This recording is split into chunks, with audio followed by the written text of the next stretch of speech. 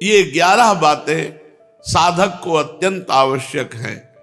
गुरु चरणन में श्रद्धा, निराभिमानता, नम्रता, उदारता, क्षमा, प्रपंचराहित्य, सरलता, विकारन का अभाव, स्वभाव संशोधन, सतत सावधानता और महापुरुषों की कृपा की चाहत, ये 11 बातें साधक में अवश्य होनी चाहिए।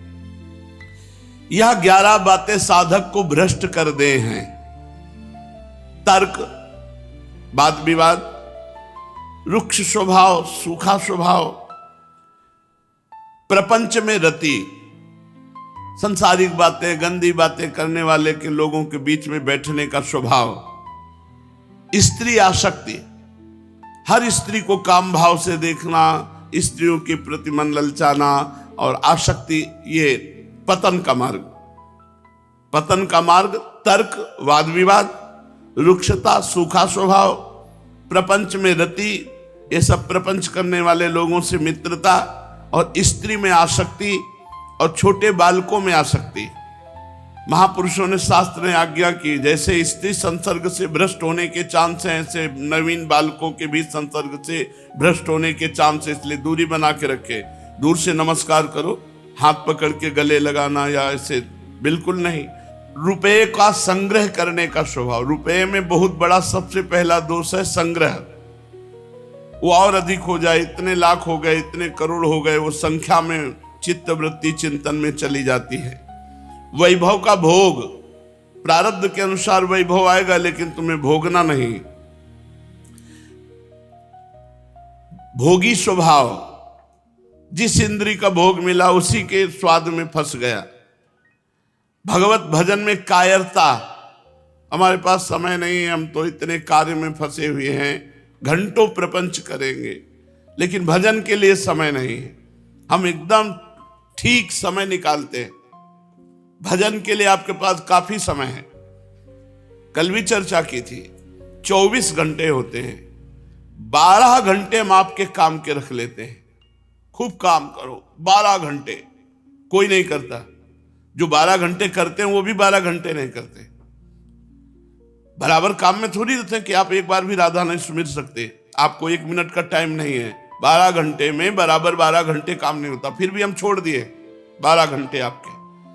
6 घंटे आराम से टांग पसार के खूब सो। 6 घंटे बहुत होते, 6 घंटे। 6 घंटे सो कितने हुए? 18 घंटे हो गए। 2 घंटे भोजन के ले लो, कितने हुए? 20 घंटे हो गए। 1 घंटे मनोरंजन के लिए ले लो, छोड़ा मनोरंजन के लिए। 1 घंटे मनोरंजन के लिए, सात्विक मनोरंजन के लिए छोड़ा। अब कितने बचे? 3 घंटे। अब 3 घंटे भजन कर लो, देखो तुम कितने बड़े महापुरुष बन जाओगे। 3 घंटे 24 घंटे में जो भजन करता है और गृहस्थी के अपने कार्य करके भगवान को समर्पित कर देता है, वो गृहस्थ भी संत है। कहते हैं हमारे पास भजन के लिए टाइम नहीं है। प्रायः 8 घंटे की नौकरी होती है। कोई किसानी भी करता है तो बराबर फावड़ा 8 घंटे थोड़ी चलाता है। ये सब प्रमादी लोग हैं जो कहते हैं हमारे पास भजन के लिए समय। हमने मनोरंजन के लिए भी समय छोड़ा, 1 घंटा, 2 घंटा भोजन के लिए छोड़ा, 6 घंटे शयन के लिए छोड़े, 12 घंटे तुम्हारे काम के लिए छोड़े। अब भजन के लिए टाइम नहीं। कहते भजन के लिए टाइम नहीं, दिन भर प्रपंच करते घूमेंगे, भजन के लिए टाइम नहीं। तो ये कायरता है। भजन में उत्साहहीनता, अकर्मण्यता, स्वभाव में चंचलता, ये 11 दोष जिनके अंदर वो भ्रष्ट हो जाता है। तर्क, रुक्षता, प्रपंचरति, स्त्री में आसक्ति, बालक आदि के साथ आसक्ति, द्रव्य, रुपया, वैभव, भोग, कायरता, उत्साहहीनता, अकर्मण्यता, स्वभाव में चंचलता, ये 11 बातें साधक को भ्रष्ट कर देती हैं। इनकी कृपा को चिंतन करो हर समय, अपने साधन को चिंतन करो हर समय, इष्ट देव को चिंतन करो। अगर दोष देखने हैं तो अपनी रहनी की जांच करो कि तुम्हारे में कौन कौन से दोष हैं। किसी अन्य साधक की रहनी की तरफ मत देखो, अपनी रहने की तरफ देखो। बुरा जो देखन मैं चला, बुरा न मिलिया कोई, जो दिल खोजूं आपनो तो हमसे बुरा न होए। हम पहले अपनी बुराइयों को खोज खोज करके बाहर करें, तो हमें पता चलेगा हमारे अंदर कितनी बुराइयां हैं। चिंतन करना है तो अपनी रहनी को चिंतन करो, अपने स्वभाव को चिंतन करो, सतत चिंतन परायण रहो अपने इष्ट देव में। हमारे पास समय ही नहीं अन्य चिंतन, अन्य वार्ता, अन्य क्रिया। साधक को जीवन में सादगी भरो जीवन रहना चाहिए। अब साधक हो, विरक्त हो, हाथ में कंगन और जंजीर और तेल, सुगंधित द्रव्य, सब ये सब प्रपंच है। भगवत प्रसाद की बात अलग है कि इत्र मिल गया उसको लगा लिया, पान मिल गया हो तो भगवत प्रसाद रूप है सादगी वस्त्र, नीचे मार्किन, एक अचला ऊपर ओढ़ लिए, सादा जीवन। तो शरीर में रज लगी हुई है, बस भोजन पाओ तो रज के पात्रों में पाओ, धातु के पात्रों का त्याग कर दो। विरक्त जो वेश धारण किए हुए हैं उन्हें धातु के पात्रों में नहीं पाना चाहिए, प्रायः रज या नारियल के पात्रों का प्रयोग। अपनी रहनी से रहो तो बहुत आनंद मिलेगा, अपनी रहनी से रहो। हर समय साधक को अपने इष्ट देव का चिंतन, और ये ध्यान रखे कि हमारे शरीर में किसी भी तरह रजगो गुण बढ़ाने वाले लेप न लगे। साबुन है, ये जो क्रीम आदि हैं, ये सब नहीं। संत बने हो, हमारे लिए क्रीम है वृंदावन की रज लगाओ, नाम जप करो, ब्रह्मचर्य से रहो, बड़े सुंदर लगोगे। ये बाह्य सुंदरता के लिए साधक नहीं, आंतरिक सुंदर है तो जगत आकर्षण हो जाएगा। यहां तक कि जगदीश का भी आकर्षण हो जाता है, भगवान का अत्यंत लाडला भक्त बन जाता है। बाह्य सादगी जीवन होना चाहिए। समस्त साधु समाज को सम्मान देना चाहिए। साधक को चाहिए किसी भी संप्रदाय का संत हो, सबके प्रति भगवत भाव, सबको नमस्कार, सबकी वार्ता सुने, सबके चरण पखारे, सबको भोजन पवावे, सबके नमस्कार करे। किसी के प्रति ऐसा अरे तो अमुक संप्रदाय का नहीं, सब भगवान के रूप हैं, सब भगवान को भजने वाले वंदनीय हैं। केवल हम ही सबसे छोटे सेवक हैं, सब हमसे बड़े हैं। जिसकी ये भावना बन गई वो निरपराध रहता है। सेवक तो हम, स्वामी चराचर जगत, सो अनन्य गति जाके असमति न टरे हनुमंत, मैं सेवक सचराचर रूप स्वामी भगवंत। आहा, कितना आनंद है इस बात में। चराचर जगत मेरा साक्षात भगवान रूप धारण किए हुए है और मैं एकमात्र अकेला सेवक हूं। मैं सेवक हूं, सब मेरे स्वामी है, कहीं अपराध की कोई गुंजाइश नहीं। और यही अनन्य भक्त का स्वरूप है। उसकी मति कभी इस बात से नहीं टरती, सब रूपों में मेरा स्वामी है। साधक को चाहिए कि व्यर्थ बात न करे, पर चर्चा न करे, पर निंदा न करे, स्त्री चर्चा न करे। बैठकर किसी स्त्री के रूप गुण ये सब चर्चा न करे, वाद विवाद न करे, कम बोले, भगवत चर्चा ही करे। अध्यात्म पथ में परम कर्तव्य है श्रद्धावान बननो, कोटिन जन्मन के सुकृतन को फल है सात्विकी श्रद्धा की उपज। यदि उत्थान चाहे तो पूर्ण प्रण सो श्रद्धा को अपनावे, बचावे और बढ़ावे। श्रद्धा नष्ट ना हो जाए, श्रद्धा बचे और बढ़े।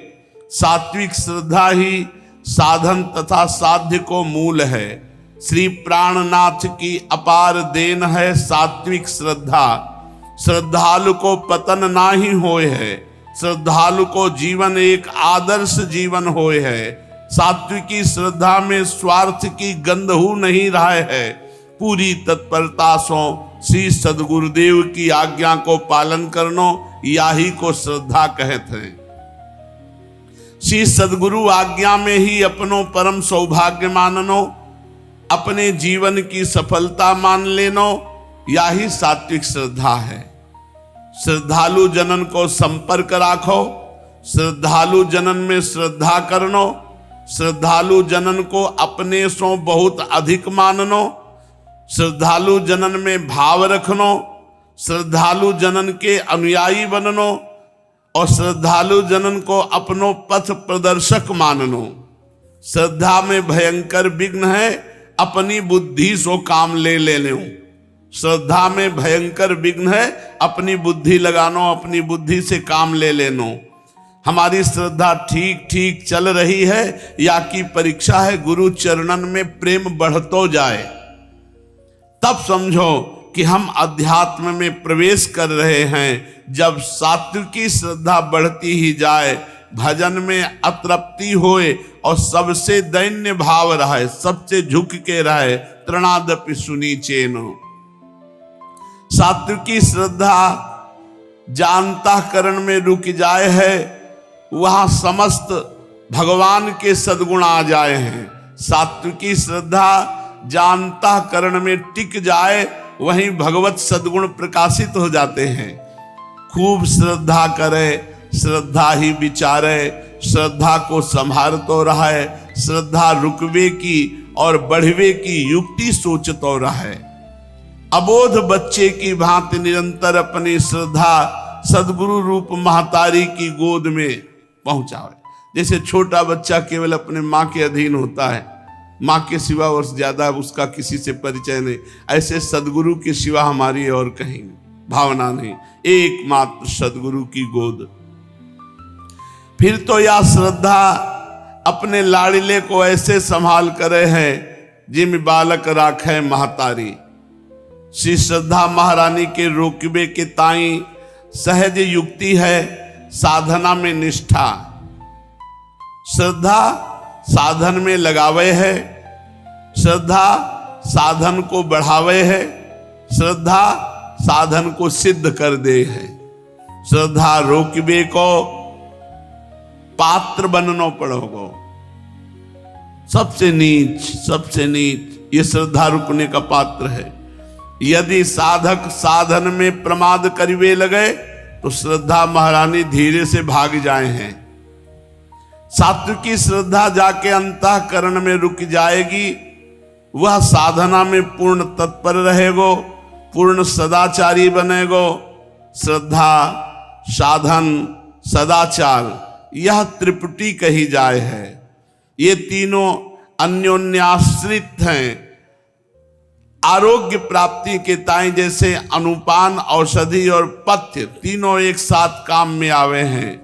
इनमें एक की कमी हो जाए तो दोनों व्यर्थ हो जाएं। ठीक ऐसे ही भवरोग नष्ट के लिए अध्यात्म पथ में या त्रिपुटी की अत्यंत आवश्यकता है। श्रद्धा, साधना और सदाचार। गुरु चरणों में श्रद्धा, उनके द्वारा दी हुई उपासना को खूब ठीक ढंग से करना, साधना और आचरण पवित्र होना, इन तीनों के द्वारा भवरोग की निवृत्ति होती है। तभी पूर्ण लाभ होए है। एक ही वाक्य समझ लेना चाहिए कि श्रद्धा, साधना और सदाचार जो तीनों एक साथ लेके चले, वही जाके सिद्ध पुरुष होए हैं। श्रद्धा, साधना और सदाचार। सात्विकी श्रद्धा, पूर्ण सदाचार और हृदय में निराभिमानता अर्थात दीनता। भजन करके भगवान से भजन ही मांगनो, कोई संसारी पदार्थ नहीं मांगनो।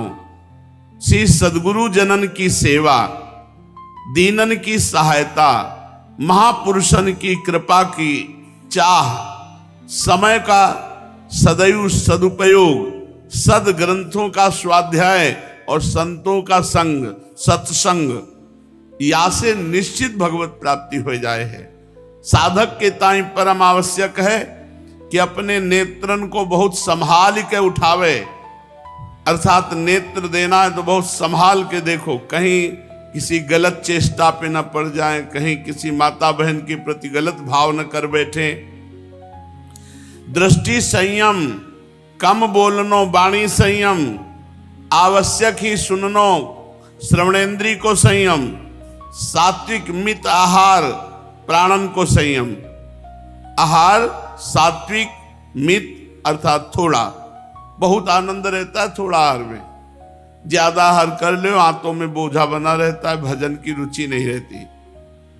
बहुत थोड़ा आहार, फिर उससे दुगना जल, मानो 400 ग्राम अन्न तो 800 ग्राम जल, तो आपका पेट साफ रहेगा, अन्न की गर्मी शांत रहेगी। अब जगह नहीं रह गई है अन्न से, तो पानी कहाँ से? अगर पानी पीने की इच्छा भी करें तो वो पूरा ठसाठस भरा है। अब बोले कब्ज हो गई, अब कब्ज ना हो, दबा दबा के आंतों में ठास ठास के अन्न भर लोगे तो कब्ज नहीं होगी। उचित भोजन करो और उचित जल। वैसे पेट है, इसमें अन्न, जल और वायु तीनों से प्राणों का पोषण होता है।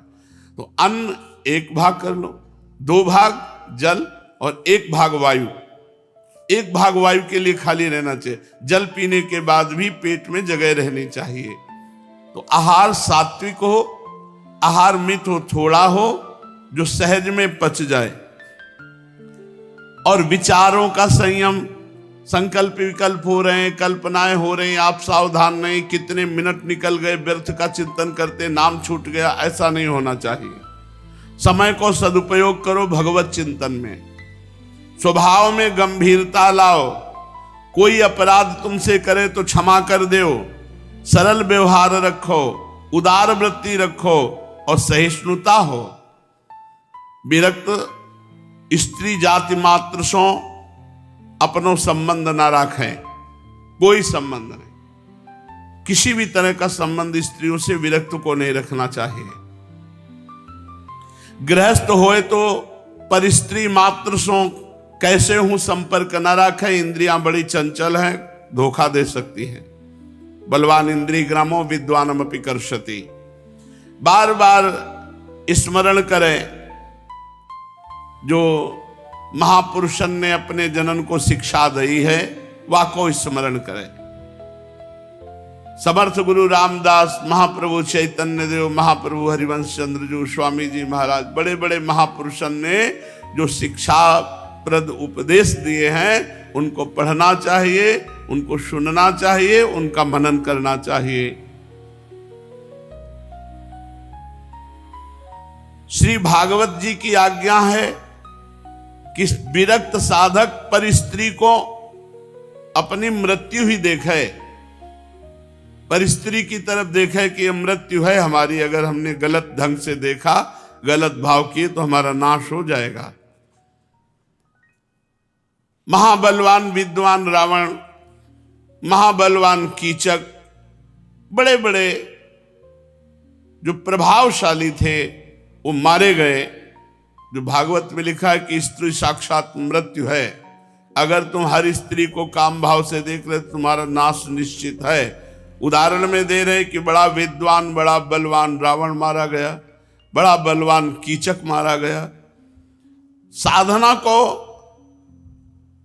अभिमान न कर बैठे। संतन की जीवनी पढ़े आते अभिमान नहीं आएगा। कहाँ इतना भजन करने वाले ऐसे विरक्त महापुरुष हो, अपने लोग कहाँ। ऊंचे महापुरुषन को देखे तो अभिमान नहीं आएगा, नीचे न देखे जो बिल्कुल भजन नहीं करते तो अपने को अभिमान आ जाएगा, इनसे हम ठीक है। नहीं, उनको देखो जो रात दिन भजन करते हैं, अभी तुम ठीक नहीं हो, वहां पहुंचना है। अपनी साधना को अभिमान न करी बैठे। संतन की जीवनी अवश्य पढ़े, अपने स्वभाव को सुधारतो ही रहे, अपने दुर्गुणन के हटावे में विलंब न करे। पूज्य बाबा की इन बातों का मनन करे और अपनी आचरण में उतारे। श्रीमद् भागवत महापुराण। भगवान सच्चिदानंद श्री कृष्णचंद्र जी उद्धव जी को गुण दोष का उपदेश कर रहे हैं। कहीं कहीं शास्त्र विधि से गुण दोष होता है और दोष गुण हो जाता है। जैसे ब्राह्मण के लिए संध्या वंदन गायत्री जप आदि गुण है, पर वही चतुर्वर्ण के लिए दोष है। जैसे दूध आदि का व्यापार वैश्य के लिए गुण है, परंतु ब्राह्मण के लिए अत्यंत निषिद्ध है। दूध बेचना अत्यंत निषिद्ध है। एक ही वस्तु के विषय में किसी के लिए गुण और किसी के लिए दोष का विधान किया गया है।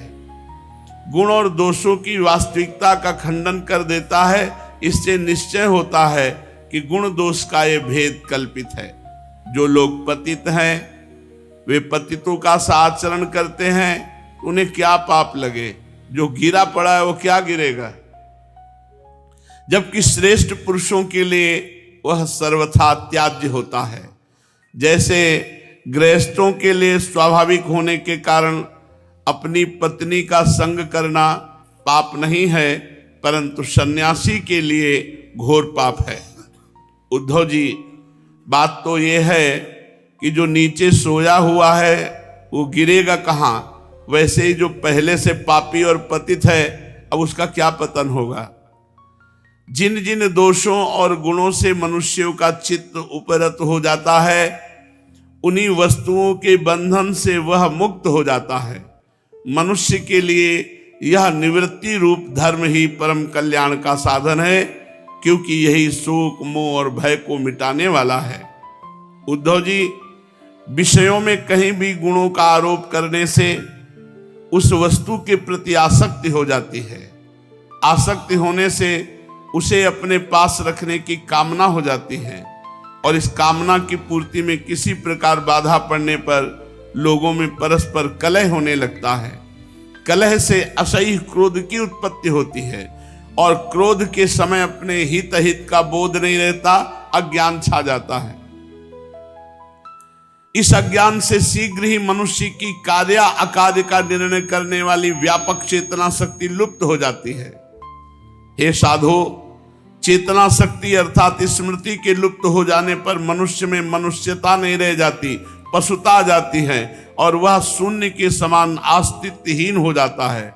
अब उसकी अवस्था वैसी ही हो जाती है जैसे कोई मूर्छित या मुर्दा हो।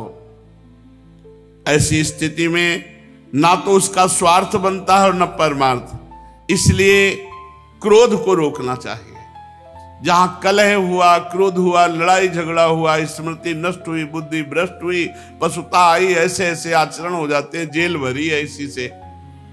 इसलिए स्वार्थ या परमार्थ की पूर्ति के लिए क्रोध को सहना चाहिए, क्रोध करना नहीं चाहिए। सहन करने से नष्ट हो जाता है। विषयों का चिंतन करते करते मन विषय रूप हो जाता है। जीवन वृक्ष के समान जड़ हो जाता है। उसके शरीर में उसी प्रकार व्यर्थ श्वास चलती रहती जैसे लोहार की धोकनी की दशा। लोहार की धोकनी में हवा आती जाती रहती है व्यर्थ। ऐसे यहां श्वास आ जा रही, यदि नाम नहीं चल रहा, भजन नहीं हो रहा, भगवान का चिंतन नहीं हो रहा, विषय चिंतन करते करते मन विषय रूप हो जाता है। उसे ना अपना ज्ञान रहता है न दूसरों का ज्ञान रहता है, सर्वथा आत्मवंचित हो जाता है। उद्धव जी, ये स्वर्गादि रूप फल का वर्णन करने वाली श्रुति मनुष्यों के लिए उन लोगों को परम पुरुषार्थ नहीं बतलाती, परंतु बहिर्मुख पुरुषों के लिए अंतःकरण की शुद्धि के द्वारा परम कल्याण में मोक्ष की विवक्षा से ही कर्मों में रुचि उत्पन्न करने के लिए वैसा वर्णन करते हैं। जैसे बच्चों से औषधि में रुचि उत्पन्न करने के लिए रोचक वाक्य कहे जाते हैं, बेटा ये दवा पी लो, तुम्हारी चोटी बढ़ जाएगी। इसमें संदेह नहीं कि संसार के विषय भोगों में, प्राणों में, सगे संबंधियों में सभी मनुष्य जन्म से ही आसक्त हैं, और उन वस्तुओं की आसक्ति उनकी आत्मोन्नति में बाधक एवं अनर्थ का कारण है। वे अपने परम पुरुषार्थ को नहीं जानते, इसलिए स्वर्गादि का जो वर्णन मिलता है वह ज्यों का त्यों सत्य है ऐसा विश्वास करके देवादि योनियों में भटकते रहते हैं, फिर वृक्षादि योनियों के घोर अंधकार में आ पड़ते हैं। ऐसी अवस्था में कोई भी विद्वान अथवा वेद फिर से उन्हें उन्हीं विषयों में क्यों प्रवृत्त करेगा। दुर्बुद्धि लोग वेदों का यह अभिप्राय ना समझकर कर्मासक्तिवश पुष्पों के समान स्वर्गादि लोकों का वर्णन देखते हैं और उन्हीं को परम फल मानकर भटक जाते हैं, परंतु वेद वेदता लोग श्रुतियों का ऐसा तात्पर्य नहीं बतलाते। विषय वासनाओं में फंसे हुए दीनहीन लोभी पुरुष रंग बिरंगे पुष्पों के समान स्वर्गादि लोकों को ही सब कुछ समझ बैठते हैं। अग्नि के द्वारा सिद्ध होने वाले यज्ञ यागादि कर्मों में ही मुग्ध हो जाते हैं। और उन्हें अंत में देवलोक पितृलोक आदि की ही प्राप्ति होती है। दूसरी ओर भटक जाने के कारण उन्हें अपने निज धाम आत्म पद का पता नहीं लगता। प्यारे उद्धव, उनके पास साधना है तो केवल कर्म की, और उसका कोई फल है तो इंद्रियों की तृप्ति, स्वर्ग आदि। उनकी आंखें धुंधली हो गई हैं, इसी से वे यह बात नहीं जानते कि जिससे इस जगत की उत्पत्ति हुई है, जो स्वयं इस जगत के रूप में है, वह परमात्मा मैं उनके हृदय में ही हूं। यदि हिंसा और उसके फल मांस भक्षण में राग ही हो, उसका त्याग न किया जा सकता हो तो यज्ञ ही करे। यह परिसंख्या विधि है, स्वाभाविक प्रवृत्ति का संकोच है, संध्या वंदन आदि के समान अपूर्व विधि नहीं है। इसी प्रकार मेरे परोक्ष अभिप्राय को न जानकर विषय लोलुप पुरुष हिंसा का खिलवाड़ करते हैं और दुष्टतावश अपनी इंद्रियों को तृप्ति करने के लिए वध किए हुए पशुओं के मांस से यज्ञ करके देवता पितर तथा भूतपतियों का यजन का ढोंग करते हैं। उद्धव जी, स्वर्ग आदि परलोक ये स्वप्न के दृश्यों के समान है, वास्तव में ये असत हैं, केवल उनकी बातें सुनने में बहुत मीठी लगती हैं। सकाम पुरुष वहां के भोगों के लिए मन ही मन अनेकों प्रकार के संकल्प कर लेते हैं, और जैसे व्यापारी अधिक लाभ की आशा से मूल धन को भी खो बैठता है, वैसे ही वे सकाम यज्ञों द्वारा अपने धन का नाश करते हैं। वे स्वयं रजोगुण, सत्वगुण या तमोगुण में स्थित रहते हैं। रजोगुणी, सत्वगुणी और तमोगुणी इंद्रादि देवताओं की उपासना करते हैं। वे उन्हीं सामग्रियों से उतने ही परिश्रम से मेरी पूजा नहीं करते। वे जब इस प्रकार पुष्पिता वाणी, रंग बिरंगी मीठी मीठी बातें सुनते हैं कि हम लोग इस लोक में यज्ञों के द्वारा देवताओं का यजन करके फिर स्वर्ग में जाएंगे, वहां दिव्य अप्सराएं मिलेंगी, विमान मिलेगा, उसको हम भोगेंगे। उसके बाद जब फिर हमारा जन्म होगा तो हम बड़े कुलीन परिवार में पैदा होंगे, हमारे बड़े बड़े महल होंगे, हमारा कुटुंब बहुत सुखी और बहुत बड़ा होगा। तब उनका चित्त क्षुब्ध हो जाता है और उनकी हेकड़ी जताने वाले घमंडियों को मेरे संबंध की बातचीत भी अच्छी नहीं लगती। उद्धव, वेदों में 3 कांड हैं, कर्म कांड, उपासना कांड और ज्ञान कांड। इन तीनों कांडों के द्वारा प्रतिपादित विषय है ब्रह्म और आत्मा की एकता। सभी मंत्र और मंत्र दृष्टा ऋषि इस विषय को खोलकर नहीं गुप्त भाव से बतलाते हैं।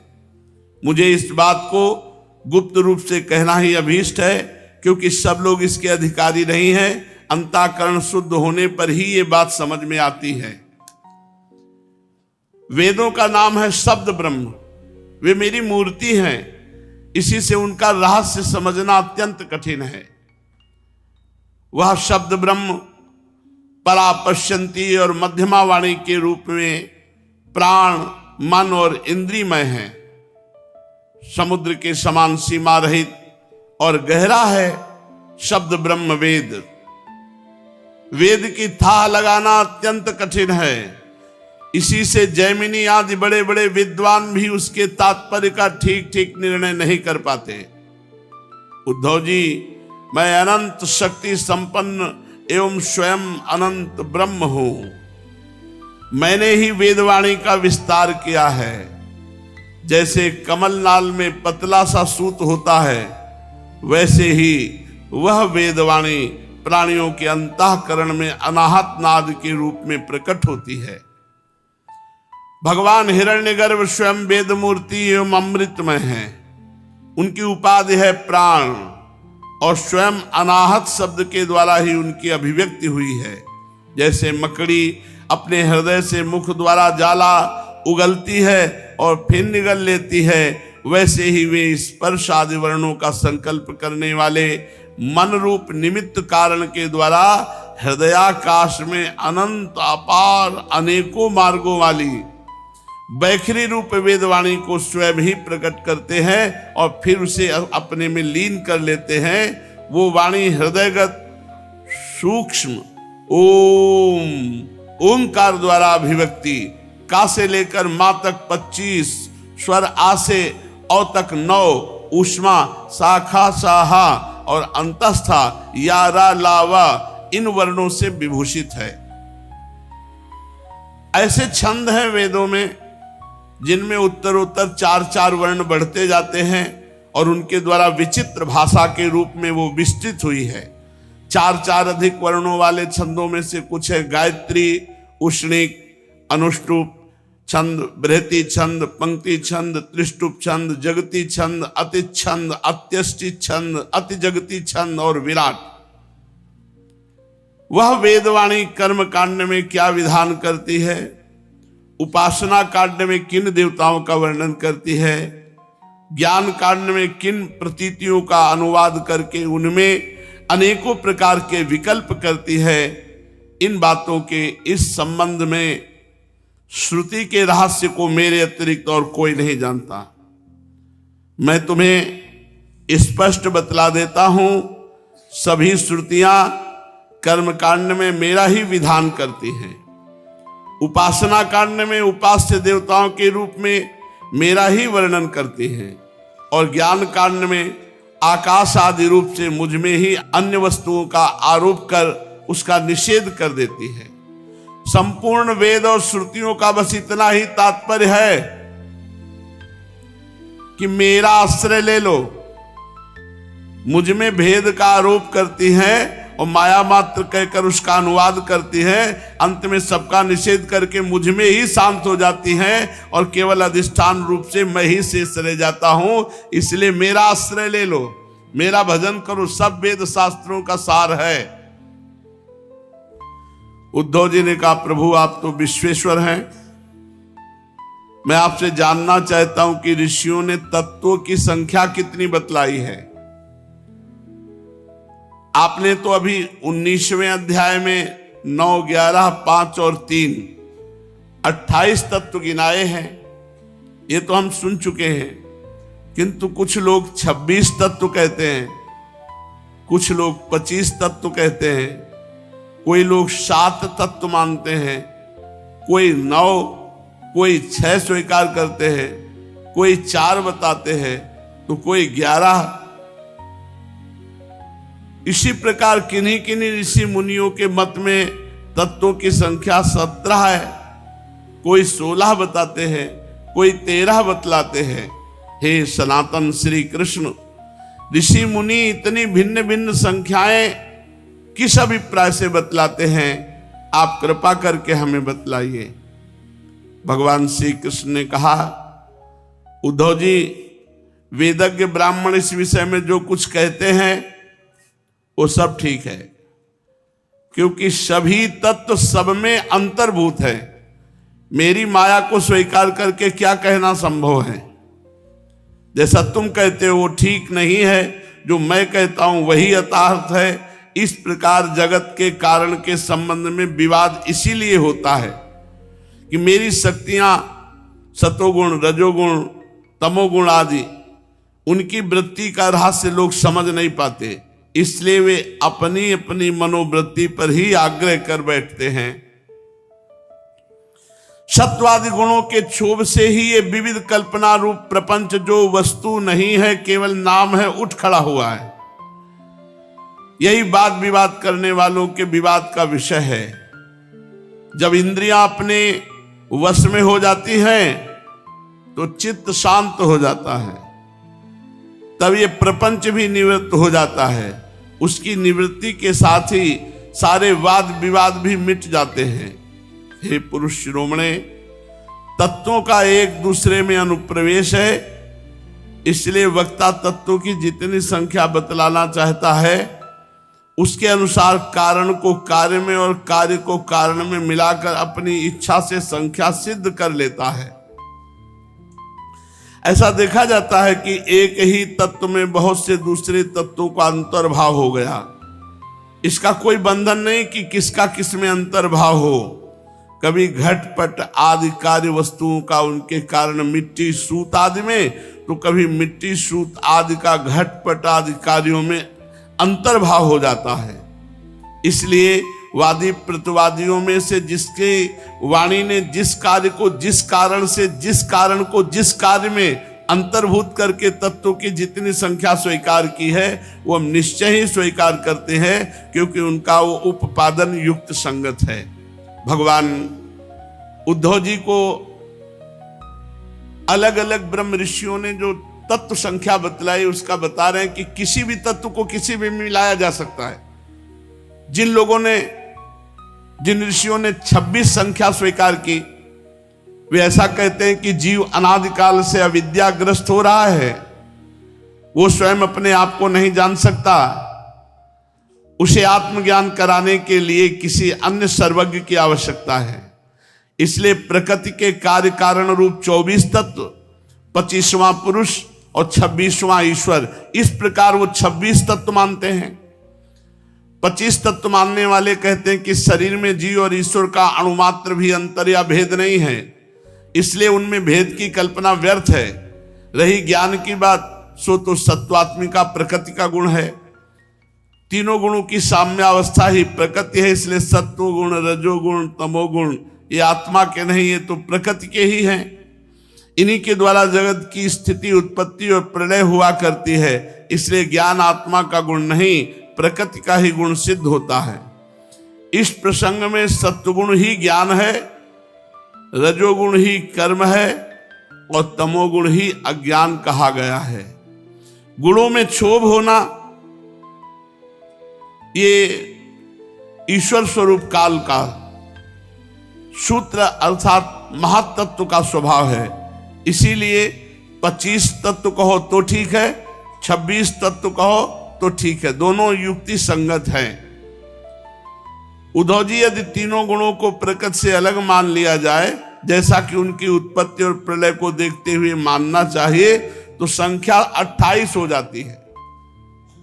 25 और सतोगुण, रजोगुण, तमोगुण 28 हो जाती है। उन तीनों के अतिरिक्त 25 जब जोड़े जाते हैं तो 28 तत्व बन जाते हैं। पुरुष, प्रकृति, महातत्व, अहंकार, आकाश, वायु, तेज, जल, पृथ्वी, ये 9 तत्व हैं जो इतने को ही मानते हैं। पुरुष जीवात्मा या परमात्मा या आत्मा, और प्रकृति और महातत्व, अहंकार, आकाश, वायु, तेज, जल, पृथ्वी, ये 9 तत्व। श्रोत, त्वचा, चक्षु, नासिका, रसनाएं 5 ज्ञानेंद्रियां, वाक, पाणी, पाद, पायु, उपस्थ, ये 5 कर्मेंद्रियां, तथा ज्ञानेंद्रियों के 5 विषय, शब्द, स्पर्श, रूप, रस, गंध। इस प्रकार 3, 9, 11, 5 मिलकर 28 तत्व होते हैं। 9 तत्व, पुरुष, प्रकृति, महातत्व, अहंकार, आकाश, वायु, तेज, जल और पृथ्वी, ये 9 तत्व। 5 ज्ञानेंद्रियां, 5 कर्मेंद्रियां, 1 मन, ये 11 तत्व, और 5 शब्द, स्पर्श, रूप, रस, गंध, ये 5। तो मिलकर के सतोगुण, रजोगुण, तमोगुण 3, 9 वो, 11 ये, 5 ये, मिलाकर 28 तत्व होते हैं। 11, 5, 16 और 16, 3, 19 और 19 और 9, 28। 28 तत्व होते हैं। कर्मेंद्रियों के द्वारा होने वाले 5 कर्म, चलना, बोलना, मल त्यागना, पेशाब करना, काम करना, इनके द्वारा तत्वों की संख्या नहीं बढ़ती। इन्हें कर्मेंद्रिय स्वरूप ही मानना चाहिए। सृष्टि के आरंभ में 11 इंद्रिय और 5 भूत और कारण महातत्वादि के रूप में प्रकृति ही रहती है। वही सतोगुण, रजोगुण, तमोगुण की सहायता से जगत की स्थिति, उत्पत्ति और संहार संबंधी अवस्थाएं धारण करती है। अव्यक्त पुरुष तो प्रकृति और उसकी अवस्थाओं का केवल साक्षी मात्र बना रहता है। महातत्वादि कारण वस्तुएं धातु विकार को प्राप्त होते हैं, पुरुष के ईक्षण से शक्ति प्राप्त करके परस्पर मिल जाते हैं और प्रकृति का आश्रय लेकर उसी के बल से ब्रह्मांड की सृष्टि करते हैं। उद्धव जो लोग तत्वों की संख्या 7 मानते हैं, उनके विचार से आकाश, वायु, तेज, जल, पृथ्वी, ये 5 और छठा जीव और सातवां परमात्मा। ये तत्व मानते हैं। देह, इंद्रिय और प्राण आदि की उत्पत्ति तो पंचभूतों से ही हुई है, इसीलिए वे उन्हें अलग नहीं गिनते। जो लोग तत्वों की संख्या 6 स्वीकार करते हैं तो 5 महाभूत और छठा परम पुरुष